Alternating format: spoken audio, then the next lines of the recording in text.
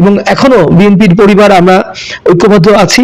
আগামীতে জনাব তারেক রহমানের উত্থাপিত ৩১ দফা বাস্তবায়নের লক্ষ্যে আগামীতে একটি গণতান্ত্রিক পরিবেশে সুষ্ঠু এবং অবাধ নিরপেক্ষ যে নির্বাচন হবে, অর্থাৎ ত্রয়োদশ নির্বাচনের জন্য মিরপুরবাসী তথা ঢাকা ১৪ বিএনপির নেতাকর্মী ইউনিট পর্যায় থেকে শুরু করে তৃণমূল পর্যায়ে প্রত্যেকেই আমরা ঐক্যবদ্ধ আছি।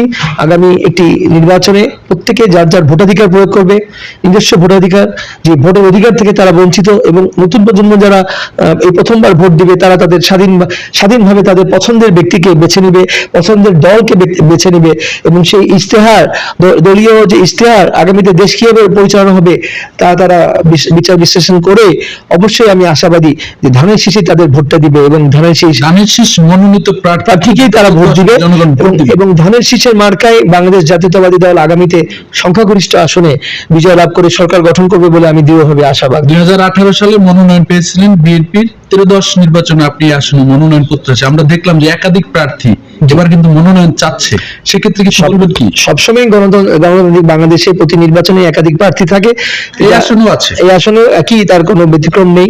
তবে আপনি যদি বিগত সংসদ নির্বাচনের পরিসংখ্যান দেখেন, সেখানে আপনাকে আমি ইতিপূর্বে বলেছি যে আমার বাবা বিএনপির জাতীয় নির্বাহী কমিটির প্রবীণতম সদস্য মরহুম আলহাজ শেখ খালেক সাহেব এই আসনে 5 বার সংসদ সদস্য নির্বাচিত হন, অর্থাৎ বিএনপি 9টি সংসদ নির্বাচনে অংশগ্রহণ করে, তার মধ্যে 8টি সংসদেই আমাদের পরিবার থেকে আমরা প্রতিদ্বন্দ্বিতা করি।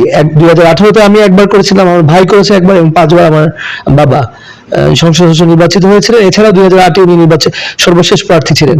তো সেই হিসাবে পরিসংখ্যান বলে, এবং স্থানীয় এলাকাবাসী হিসাবে, এবং এলাকায় আমার জন্ম, এলাকায় বেড়ে ওঠা, এলাকার জনগণের জন্য আমরা সামাজিকভাবে এবং ব্যক্তিগতভাবেও আমরা এখানেই আমাদের ব্যবসা বাণিজ্য সবকিছু, কর্মসংস্থান সবকিছু আমরা মিরপুরেই আমরা জড়িত। তো মিরপুরে আমাদের অবদান, মিরপুরে আমাদের আত্মত্যাগ অনেক। তো মিরপুরবাসী আমাদেরকে বরাবরই তাদের ভালোবাসার প্রতিদান নির্বাচনের মাধ্যমে দিয়েছেন। এবারেও আমি আশা করি মিরপুরের জনগণ আমাকে মূল্যায়ন করবে, এবং আগামীতে তারেক রহমানের উত্থাপিত আমাদের আগামীর প্রধানমন্ত্রী, দেশবাসী যার নেতৃত্বের জন্য অধীর ব্যাপক আগ্রহ আছে, তার 31 দফাকে বাস্তবায়নের লক্ষ্যে এবং তার হাতকে শক্তিশালী করার লক্ষ্যে আমাকে তারা বিবেচনা করবেন, এবং পাশাপাশি ধানের শীষকে বিজয়ী করবেন, এই আশাই আমি ব্যক্ত করি।